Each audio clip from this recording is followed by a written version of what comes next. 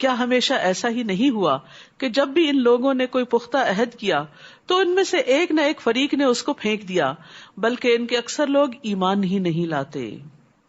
اور جب بھی ان کے پاس اللہ کی طرف سے کوئی رسول آیا، اس کی تصدیق کرنے والا جو ان کے پاس ہے، تو جن لوگوں کو کتاب دی گئی تھی ان میں سے ایک فریق نے اللہ کی کتاب کو اپنی پیٹھ پیچھے پھینک دیا، گویا کہ وہ جانتے ہی نہیں۔ تو یاد رکھیے، کتاب کو پیٹھ پیچھے پھینکنا کیا ہے؟ قرآن کو پڑھنے سے، سمجھنے سے، اس کے اوپر غور و فکر کرنے سے، اس پر عمل کرنے سے زیادہ اور چیزوں کو اہمیت دینا۔ ہم سب کو جائزہ لینا چاہیے کہ ہمارے دن کا، ہمارے ہفتے کا، ہمارے مہینے کا کتنا حصہ قرآن فہمی میں گزرتا ہے، کیونکہ جب تک قرآن کو سمجھے نہیں نا تو پتہ نہیں چلتا اللہ تعالیٰ کیا فرما رہے ہیں۔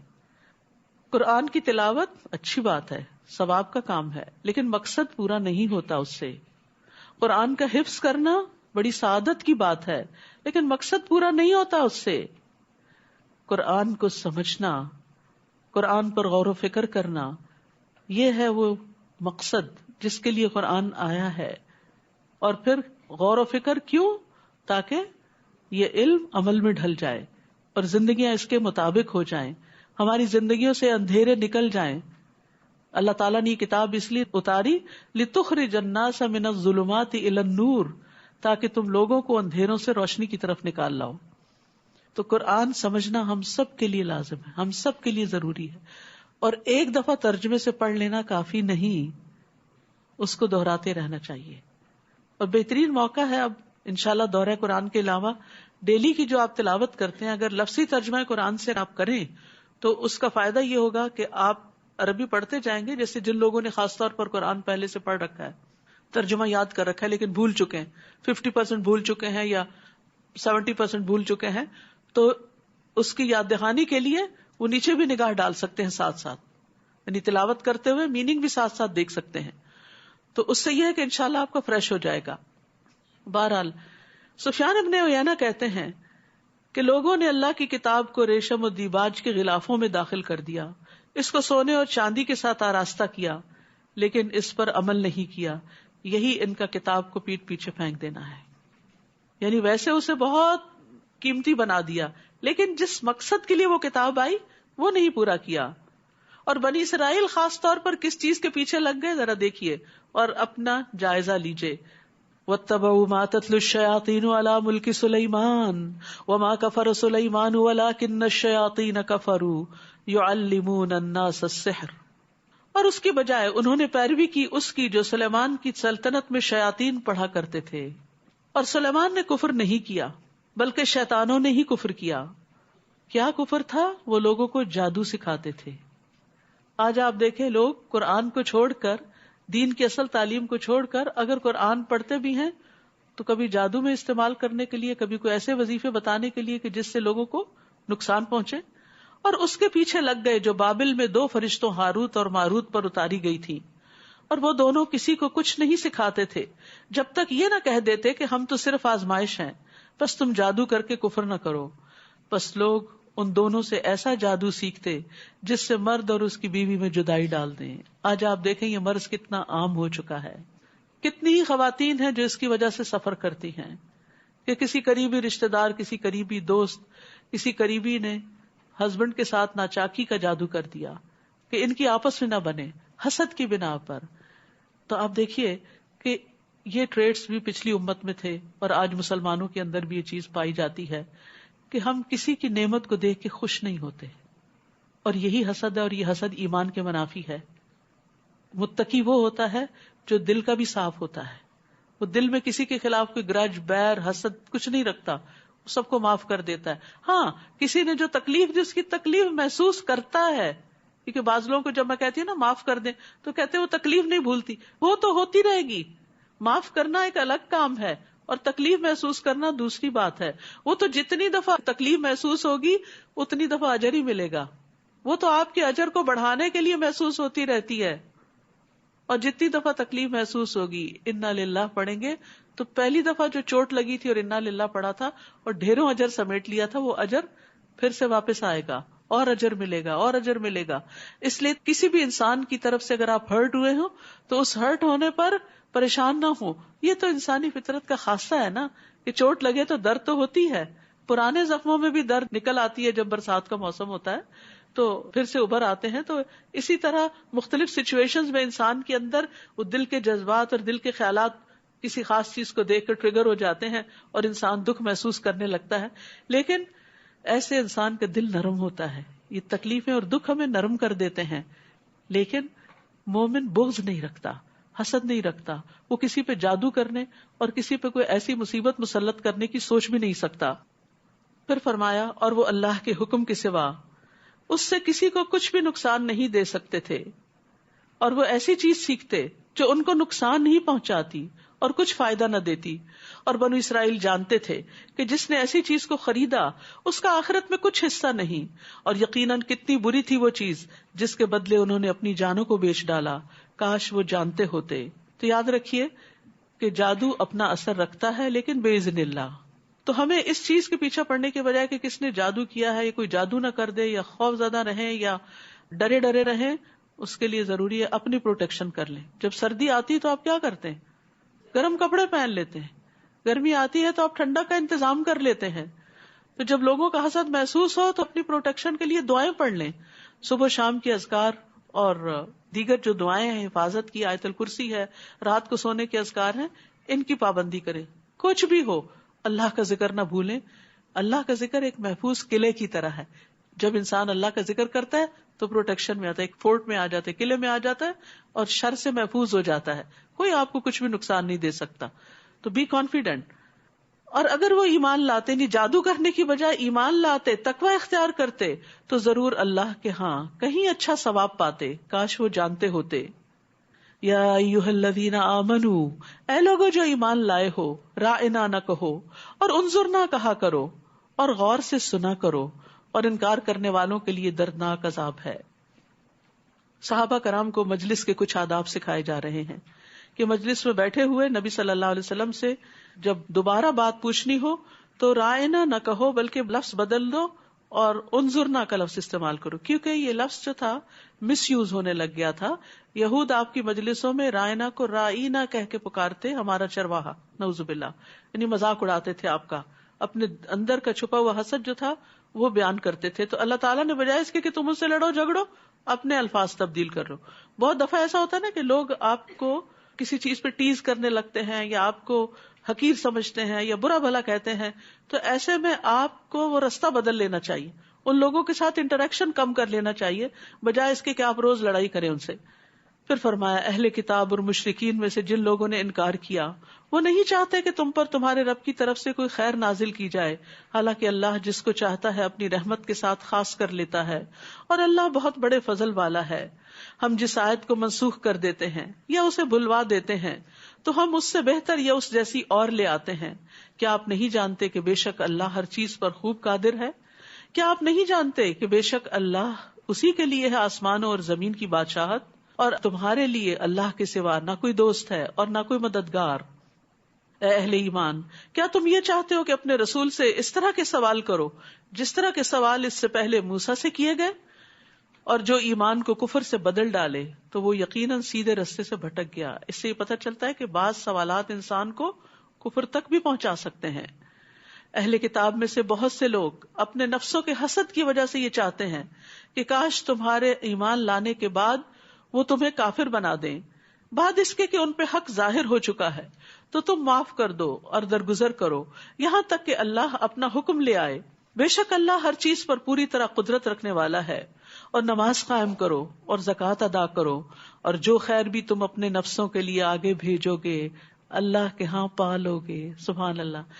یعنی بعض اوقات ہم نماز پڑھ لیتے, زکوٰۃ دے دیتے, اس کے بعد سمجھتے ہیں کہ کیا ہوا, فرض ادا ہو گیا, بس اب ہم دنیا کے لیے آزاد ہیں, دنیا میں مشغول ہیں, خوب انجوائے کر رہے ہیں, نماز کا وقت ہوا جلدی سے جا کے 4 ٹکرے مار کے واپس پھر دنیا کو انجوائے کرنا شروع کر دیا, اور بھول گئے کہ نیکی کے اور بھی بہت سے کام ہیں. یہاں پر کیا بتایا جا رہا ہے؟ وَأَقِيمُوا الصَّلَاةَ وَآتُوا الزَّكَاةَ, اور اس کے بعد چھوٹی نیکی بڑی نیکی جو بھی خیر کا کام کرو گے, اور اس میں پھر وہ یاد کر لیجئے ظاہری باطنی اقوال افعال, جو بھی کچھ کرو گے اسے اللہ کے یہاں پالو گے, وہ تمہارے اعمال نامے میں تمہارے سامنے آ جائے گا, تک ایک ڈاٹ بھی وہاں نظر آئے گا تمہیں تو اس لیے مومن نیکیوں کا حریص ہوتا ہے، نیکیوں کی طرف دوڑتا ہے. فاستبقوا الخیرات، وہ اس لیے نہیں پیچھے رہتا کہ لوگ تو کوئی نیکی کرتے نہیں تو میں کیوں کروں، نہیں، مجھے اپنے لیے کرنا ہے. وہ اچھی مثالوں کو اپنے سامنے رکھتا ہے، وہ نیکی میں اپنے سے آگے والوں کو فالو کرتا ہے، پیچھے والوں کو نہیں. پیچھے والوں کو فالو کرنے والا کہاں رہ جاتا ہے؟ پیچھے رہ جاتا ہے. اور جو آگے جا رہے ہیں والسابقون السابقون اولئک المقربون، وہاں تک جانا ہے. بے شک اللہ خوب دیکھنے والا ہے جو بھی تم عمل کرتے ہو. اور انہوں نے کہا ہرگز جنت میں داخل نہ ہوگا مگر وہ جو یہودی ہو یا نصرانی، یہ ان کی آرزویں ہیں. کہہ دیجئے لاؤ اپنی دلیل اگر تم سچے ہو. وہ آپس میں بھی ایک دوسرے کو جہنمی قرار دیتے رہتے تھے اور خود کو جنت کا مالک سمجھتے. آج آپ دیکھیں مسلمانوں کے اندر بھی افسوس کے ساتھ یہ کہنا پڑتا ہے کہ مختلف فرقے بن چکے ہیں، کیونکہ یہ دو نام بھی فرقہ وارانہ نام تھے، اور صرف ہر کوئی اپنے فرقے والے کو جنتی سمجھتا ہے، اپنا جنتی بھائی، اور باقی سب جہنمی. تو اس طرح کے جنت جہنم کے فتوے نہیں لگانے چاہیے. یہ اللہ کو پتا ہے کہ کس کا مقام کیا ہے. ہمیں فکر اس بات کی کرنی چاہیے کہ اللہ تعالیٰ نے ہمارے لیے کیا حکم دیا ہے اپنی رضا کو پانے کے لیے. اور وہ یہاں بتا دی کہ بلا، کیوں نہیں، من اسلم وجہہ للہ وہو محسن فلہ اجرہ عند ربہ ولا خوف علیہم ولا ہم یحزنون. جس نے اللہ کے لیے اپنا چہرہ جھکا دیا، حکم سنا، سر تسلیم خم، اللہ لبیک اللہم لبیک، آپ نے حکم دیا میں کر کے ہی دم لوں گی، اور وہ محسن بھی ہو، نیکی کرتا چلا جائے، تو اس کا اجر اس کے رب کے پاس ہے. ایسے لوگوں کو نہ کوئی خوف ہوگا نہ وہ غمگین ہوں گے. خوف اور غم دو بڑی مصیبتیں، ان سے نجات کے لیے انسان کے اندر اخلاص اور احسان کی روش ہونی چاہیے. تو آیت نمبر 112 میں اخلاص اور احسان کا سبق دیا گیا ہے، اور یہی اعمال کی قبولیت کا باعث ہے.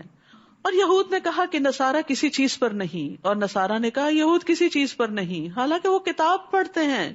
اور انہی کی طرح بات ان لوگوں نے بھی کہی جو علم نہیں رکھتے. پس قیامت کے دن اللہ ان کے درمیان اس معاملے میں فیصلہ کر دے گا جس میں وہ اختلاف کرتے. لوگ ایک دوسرے کو گمراہ قرار دیتے رہتے ہیں اور سمجھتے ہیں کہ وہ تو کسی نیکی خیر اور بھلائی کے کام پہ نہیں ہے اور ہم ہی سب کچھ کر رہے ہیں. تو بات یہ ہے کہ اللہ ہی اس کا فیصلہ کرے گا کہ حقیقت میں نیکی کے کام کون کر کے آیا ہے. تو اس لیے اللہ کی کتاب سے معلوم کریں اور اس کے مطابق زندگی بسر کرنے کی کوشش کریں، بنسبت اس کے کہ اپنی خواہشات پر مبنی باتیں کر کے دوسروں کو گمراہ قرار دیں. اور اس سے بڑھ کر ظالم اور کون ہوگا جو اللہ کی مسجدوں میں اس کا نام ذکر کیے جانے سے روکے اور ان کی ویرانی کے لیے کوشاں ہو. یہی وہ لوگ ہیں کہ ان کو زیب نہیں دیتا کہ وہ ان میں داخل ہوتے مگر ڈرتے ہوئے. ان کے لیے دنیا میں رسوائی ہے اور آخرت میں ان کے لیے بہت بڑا عذاب ہے. تو انسان کو دنیا اور آخرت کی رسوائی سے بچنے کی دعا کرنی چاہیے. اللہم احسن عاقبتنا فی الامور کلہا واجرنا من خزی الدنیا وعذاب الآخرہ. تو یاد رکھیے یہاں تنبیہ کی گئی ہے کہ اللہ کی مسجدوں میں اللہ کا نام لیا جائے، اللہ کا ذکر کیا جائے، اور اس میں ایسے کام نہ کیے جائیں کہ جس سے مسجدیں ویران ہوں. آپس کے جھگڑے اور لڑائی اور ایک دوسرے کو نیچا دکھانا کہ جس کی وجہ سے لوگ بد دل ہو کر مسجد جانا ہی چھوڑ دیں. اور اللہ ہی کے لیے ہے مشرق اور مغرب، تو جس طرف بھی تم رخ کر لو بس ادھر ہی اللہ کا چہرہ ہے. بے شک اللہ وسعت والا اور بہت علم والا ہے. اور انہوں نے کہا کہ اللہ نے بیٹا بنایا ہے، پاک ہے وہ، بلکہ اسی کے لیے ہے جو آسمانوں اور زمین میں ہے، وہ سب اس کی فرما برداری کرنے والے ہیں. سبحان اللہ، ہر چیز اللہ کا کہنا مانتی ہے. اپنے آپ سے پوچھیں ہم کیا ایسے ہیں؟ ہم بھی ماننے والوں میں شامل ہیں. وہی آسمانوں اور زمین کا نئے سرے سے پیدا کرنے والا ہے، اور جب وہ کسی کام کے کرنے کا فیصلہ کر لیتا ہے تو صرف یہی کہتا ہے کن فیکون، ہو جا، اور وہ ہو جاتی ہے. یہ ہے اللہ کی طاقت، اور اس کے برابر کوئی بھی نہیں، کوئی اور ایسا نہیں کر سکتا. اور ان لوگوں نے کہا جو علم نہیں رکھتے کہ اللہ ہم سے کلام کیوں نہیں کرتا، یا ہمارے پاس کوئی نشانی ہی کیوں نہیں آ جاتی. اسی طرح کی بات ان لوگوں نے کہی جو ان سے پہلے تھے. ان سب کے دل آپس میں ملتے جلتے ہیں. بے شک ہم نے نشانیاں بیان کر دی ہیں ان لوگوں کے لیے جو یقین رکھتے ہیں. انا ارسلناک بالحق بشیرا ونذیرا وَلَا تُسْأَلُ عَنْ أَصْحَابِ الْجَحِيمِ. بے شک ہم نے آپ کو حق کے ساتھ خوشخبری دینے والا اور ڈرانے والا بنا کر بھیجا.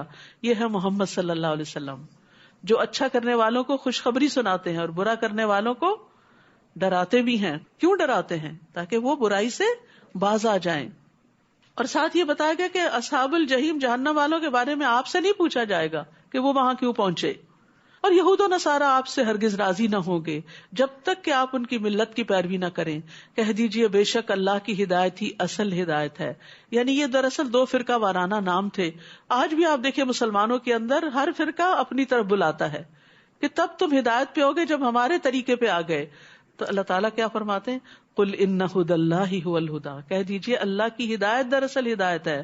یعنی اللہ کی کتاب اور سنت یہ دراصل ہدایت ہے.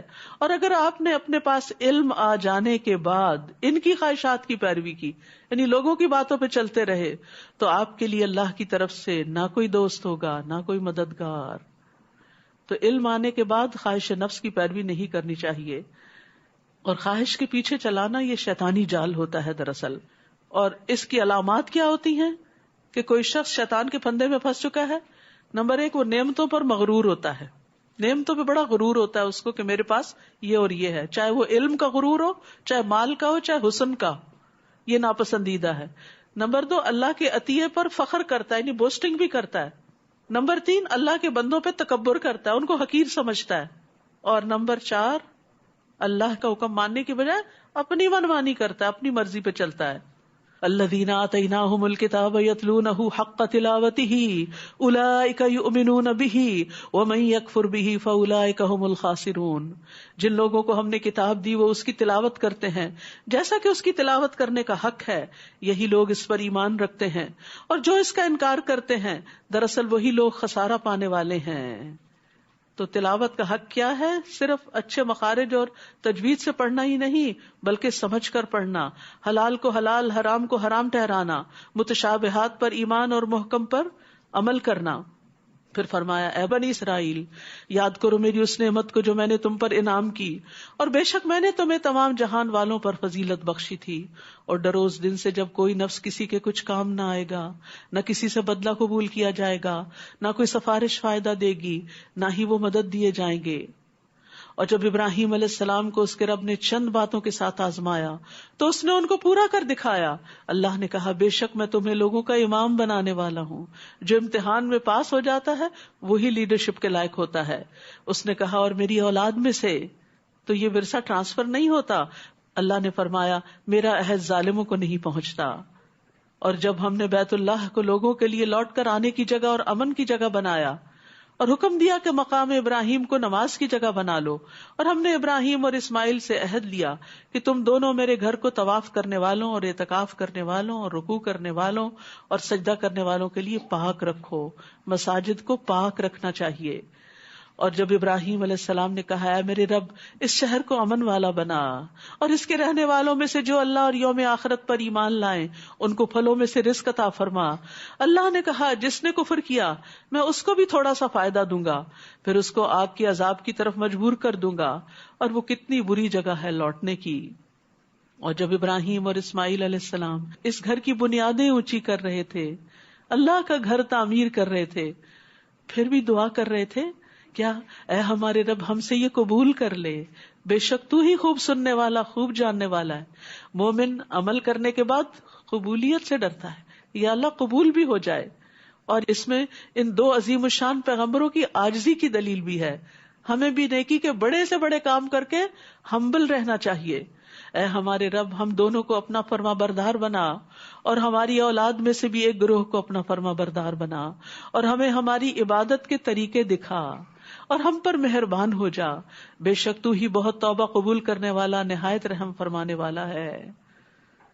پھر آپ دیکھیے مزید دعائیں کہ اللہ یہ عمارت تو ہم بنا رہے ہیں، ہمیں بھی اطاعت کی توفیق دینا. کیونکہ بعض اوقات ہم بڑی بڑی مساجد تعمیر کر لیتے ہیں لیکن اس کے بعد کیا کرتے ہیں؟ وہاں ہارڈلی کبھی جاتے ہیں، یا وہاں تعلیم کا سلسلہ کم ہی کوئی شروع کرتے ہیں. وہ بیچاری سارا دن خالی پڑی رہتی ہیں، بے آباد پڑی رہتی ہیں. تو مسجد بنانا ہی بڑا کام نہیں، اس کو آباد کرنا بھی ایک کام ہے. اور پھر وہاں دعائیں مانگنا، عبادت کرنا، اللہ کا ذکر کرنا، اور خصوصاً توبہ کرنا. ابراہیم علیہ السلام ایک ویژنری تھے. وہ صرف اپنے وقت کے لیے دعا نہیں مانگ رہے تھے، وہ آنے والی نسلوں کے لیے دعا کر رہے تھے. کیا مانگ رہے تھے؟ ربنا وابعث فیہم رسولا منہم یتلو علیہم آیاتک ویعلمہم الکتاب والحکمہ ویزکیہم انک انت العزیز الحکیم. اے ہمارے رب، ان کے اندر انہی میں سے ایک رسول بھیج دے جو ان پر تیری آیات کی تلاوت کرے، انہیں کتاب اور حکمت کی تعلیم دے، ان کا تزکیہ کرے، بے شک تو ہی غالب بہت حکمت والا ہے. سبحان اللہ. اپنی نسل اور اپنی اولاد کی فکر میں کیا مانگا؟ ایک رسول مانگا جو آئے اور ان کو تعلیم دے، کتاب کی تلاوت کرے ان کے سامنے، ان کو کتاب کی تعلیم دے، انہیں حکمت سکھائے، ان کا تزکیہ کرے، اندر باہر سے ان کو صاف کرے. آپ اپنی اولاد کے لیے کیا دعائیں مانگتے ہیں؟ کیا ملے ان کو آپ کی زندگی میں اور آپ کے بعد؟ میں کہتے ہیں اللہ ہمیں اپنی زندگی میں ان کی بہاریں دکھا دینا، ان کی شادی ہو جائے، ان کا کاروبار اچھا ہو جائے، ان کی ڈگری اچھی ہو جائے، ان کو آگے اولاد سے نوازنا وغیرہ وغیرہ. اس سے آگے کہ ان کی دین کی تعلیم کا بھی کوئی انتظام ہو جائے اور ان کی نسلوں کو بھی ایمان پہ قائم رکھنا. یہ پہلی دعائیں بری نہیں ہیں، نہ میں ان کا کوئی مذاق اڑا. یہ بھی مانگے ربنا آتنا فی الدنیا حسنۃ وفی الآخرۃ حسنۃ. لیکن ابراہیم علیہ السلام نے اپنی اولاد کے مستقبل کی فکر کی کہ ان کے لیے تعلیم کا بندوبست ہو. آج ہم کو بھی سوچنا چاہیے، کیا ہم نے اپنے بچوں کی دینی تعلیم کا انتظام کیا؟ اس کے لیے اتنا مال خرچ کیا، فکر مند ہوئے، محنت کی، تکلیف اٹھائی جتنا ہم نے ان کی دنیا کے لیے فکر کی؟ اور کون ہے جو ملت ابراہیم سے بے رغبتی کرے؟ اس طریقے سے کون پھرے مگر وہ جس نے خود کو احمق بنا لیا ہو، صرف دنیا کے پیچھے بھاگ رہا ہے. بے شک ہم نے اس کو دنیا میں بھی چن لیا تھا اور یقیناً آخرت میں بھی وہ ضرور صالحین میں سے ہوگا. جب اس کے رب نے اس سے کہا فرما بردار ہو جا، اسلم، قال اسلمت لرب العالمین، تو اس نے کہا میں رب العالمین کے لیے فرما بردار ہو گیا. اور ابراہیم علیہ السلام نے اپنے بیٹوں کو اسی بات کی وصیت کی. اور یعقوب علیہ السلام نے بھی کیا کہا؟ یا بنی ان اللہ اصطفی لکم الدین فلا تموتن الا وانتم مسلمون. اے میرے بیٹو، بے شک اللہ نے تمہارے لیے یہ دین چن لیا ہے، بس تمہیں ہرگز موت نہ آئے مگر اس حال میں کہ تم مسلمان ہو. آج ہم سب کے لیے یہ دعا کتنی ضروری ہے کہ ہم اپنے بچوں کے لیے یہ دعا مانگیں، اور صرف دعا ہی نہ مانگے بلکہ ان سے اس بات کا عہد لیں، ان کو اس بات کے لیے پریپیئر کریں کہ تم نے اس جگہ پر رہتے ہوئے اپنے ایمان کی حفاظت کرنی ہے، صرف اپنی نہیں، اپنے آئندہ آنے والی نسلوں کی بھی. اور یہ چیز بچپن سے ان کے اندر ڈالیں، ڈرل کریں، ان کے اندر ڈال دیں کہ اسلام کے بغیر نجات نہیں، کہ حالت ایمان میں موت آئے اور موت تک رب کی عبادت کرتے رہے، مرتے دم تک فرائض کی پابندی کرتے رہے. کیا بھلا تم موجود تھے جب یعقوب کے پاس موت حاضر ہوئی؟ جب انہوں نے اپنے بیٹوں سے پوچھا میرے بعد تم کس کی عبادت کرو گے؟ آپ نے کبھی پوچھا اپنے بچوں سے کہ ہمارے بعد کس کی عبادت کرو گے؟ انہوں نے کہا ہم آپ کے الہ اور آپ کے باپ دادا ابراہیم اور اسماعیل اور اسحاق علیہ السلام کے الہ کی عبادت کریں گے جو ایک ہی الہ ہے اور ہم اسی کے فرما بردار ہیں. وَنَحْنُ لَهُ مُسْلِمُونَ. ابراہیم علیہ السلام نے کیا کہا تھا؟ اسلمت لرب العالمین. تو اولاد نے بھی کیا کہا؟ نحن لہ مسلمون. تلک امۃ قد خلت لہا ما کسبت ولکم ما کسبتم ولا تسألون عما کانوا یعملون. یہ ایک جماعت تھی جو گزر چکی، اس کے لیے وہی ہے جو اس نے کمایا اور تمہارے لیے وہی ہے جو تم نے کمایا، اور تم سے سوال نہ کیا جائے گا اس کے بارے میں جو وہ عمل کرتے تھے. یعنی پہلے بزرگان تو گزر گئے اچھے کام کر کے، وہ تو اپنے ساتھ نیکیاں سمیٹ کر لے گئے. آج اگر ہم صرف اس پہ فخر ہی کرتے رہے کہ ہم ان کی نسل سے ہیں یا ان کی ملت سے ہیں یا ان کے طریقے پر ہیں تو اتنا کافی نہیں، جب تک کہ وہ کام نہ کریں جو انہوں نے کیے، اور سب سے پہلے اس توحید کا اعلان جو انہوں نے کیا. وَقَالُوا كُونُوا هُودًا أَوْ نَصَارَىٰ تَهْتَدُوا. اور انہوں نے کہا کہ یہودی یا نصرانی ہو جاؤ تو ہدایت پا جاؤ گے. جیسے آج مسلمان مختلف فرقوں کا نام لے کر کہتے ہیں کہ اس فرقے میں یا اس گروہ میں داخل ہو جاؤ تو ہدایت پاؤ گے. قل بل ملت ابراہیم حنیفا وما کان من المشرکین. کہہ دیجئے بلکہ ابراہیم کا طریقہ جو یکسو تھے اور مشرکوں میں سے نہ تھے، توحید کا طریقہ، ایک اللہ کی عبادت کا طریقہ. قولو، سب کہہ دو. قولو، انہوں نے اپنے فالوور سے کہا سب کہو. آمنا، آپ پڑھ سکتے اس آیت کو سب مل کے پڑھیے. قولو آمنا باللہ وما انزل الینا وما انزل الی ابراہیم و اسماعیل و اسحاق و یعقوب والاسباط وما اوتی موسیٰ وعیسیٰ وما اوتی النبیون من ربهم لا نفرق بین احد منہم ونحن له مسلمون. سب کہو کہ ہم اللہ پر ایمان لائے اور جو ہماری طرف نازل کیا گیا یعنی کتاب و سنت، اور جو ابراہیم اور اسماعیل اور اسحاق اور یعقوب اور ان کی اولاد کی طرف نازل کیا گیا، اور جو موسیٰ اور عیسیٰ علیہ السلام دیے گئے، اور جو دیگر انبیاء کو ان کے رب کی طرف سے دیا گیا، ہم ان میں سے کسی ایک کے درمیان کچھ فرق نہیں کرتے، سب کی عزت کرتے ہیں، سب کو رسول مانتے ہیں اور ہم اسی کے فرما بردار ہیں. آج اس پلانٹ پہ صرف مسلمان وہ امت ہیں کہ جو سارے کے سارے انبیاء کو مانتے ہیں اور اسی سے دین مکمل ہوتا ہے. کسی ایک نبی کا بھی انکار سب کا انکار بن جاتا ہے. تو انبیاء علیہم السلام نے اپنے فالوورز کو، اپنی اولادوں کو صحیح ایمان لانا بھی سکھایا. فَإِنْ آمَنُوا بِمِثْلِ مَا آمَنْتُمْ بِهِ فَقَدْ اهْتَدَوْا، اور اگر یہ لوگ بھی اسی طرح ایمان لے آئیں جس طرح تم ایمان لے آئے ہو تو حقیقت میں وہ ہدایت پا جائیں گے، اور اگر وہ منہ پھیر لیں تو بے شک وہ ضد میں ہیں، اور عنقریب ان کے مقابلے میں اللہ ضرور آپ کو کافی ہو جائے گا، اور وہ خوب سننے والا خوب جاننے والا ہے. صبغۃ اللہ ومن احسن من اللہ صبغہ ونحن له عابدون. اللہ کا رنگ یعنی اللہ کا دین یہ اپنا لو، اور اللہ سے بہتر رنگ کس کا ہو سکتا ہے؟ اللہ کے دین سے خوبصورت کون سا طریقے زندگی ہو سکتا ہے؟ اور ہم اسی کی عبادت کرنے والے ہیں. کہہ دیجئے کیا تم اللہ کے بارے میں ہم سے جھگڑتے ہو، حالانکہ وہی ہمارا اور تمہارا رب ہے، اور ہمارے لیے ہمارے اعمال اور تمہارے لیے تمہارے اعمال ہیں، اور ہم تو اسی کے لیے مخلص ہیں. یا تم کہتے ہو کہ بے شک ابراہیم اور اسماعیل اور اسحاق اور یعقوب اور ان کی اولاد یہودی یا نصرانی تھے، یعنی کیا وہ کسی خاص فرقے سے تعلق رکھتے تھے؟ کہہ دیجئے کیا تم زیادہ جانتے ہو یا اللہ؟ اور اس سے بڑا ظالم اور کون ہوگا جو اس گواہی کو چھپا لے جو اللہ کی طرف سے اس کے پاس ہے، اور جو کچھ تم کرتے ہو اللہ اس سے ہرگز غافل نہیں. تلک امۃ قد خلت لہا ما کسبت ولکم ما کسبتم ولا تسألون عما کانوا یعملون. یہ ایک جماعت تھی جو گزر چکی، اس کے لیے وہی ہے جو اس نے کمایا، اور تمہارے لیے وہی ہے جو تم نے کمایا، اور تم سے سوال نہ کیا جائے گا اس کے بارے میں جو وہ عمل کرتے تھے. یہ آیت دوبارہ دہرائی گئی ہے. کیوں؟ کہ انسان دوسرے کے عمل پہ بھروسہ نہ کرے. یہ نہ کہ ہمارے ماں باپ بہت نیک تھے یا ہم محمد صلی اللہ علیہ وسلم کی امت میں سے ہیں. ہر انسان اپنے عمل کا جواب دہ ہے. انسان کو وہی ملے گا جو اس نے کمایا. کوئی کسی کا بوجھ نہیں اٹھائے گا. ہر نفس اپنے عمل کا بدلہ خود پائے گا. کسی سے دوسرے کے عمل کا سوال نہ ہوگا. کوئی انسان کسی دوسرے کا بوجھ نہیں اٹھائے گا. قیامت کے دن حسب نسب فائدہ نہ دے گا. وآخر دعوانا ان الحمد للہ رب العالمین. جزاکم اللہ خیرا کثیرا. ربنا آتنا فی الدنیا حسنۃ وفی الآخرۃ حسنۃ وقنا عذاب النار. ربنا لا تزغ قلوبنا بعد اذ ہدیتنا وہب لنا من لدنک رحمہ انک انت الوہاب. ربنا هب لنا من ازواجنا وذرياتنا قرة اعین واجعلنا للمتقین اماما. اللهم انا نسألك من الخير كله عاجله وآجله ما علمنا منه وما لم نعلم ونعوذ بك من الشر كله عاجله وآجله ما علمنا منه وما لم نعلم. اللهم انا نعوذ بك من جهد البلاء ودرك الشقاء وسوء القضاء وشماتة الأعداء.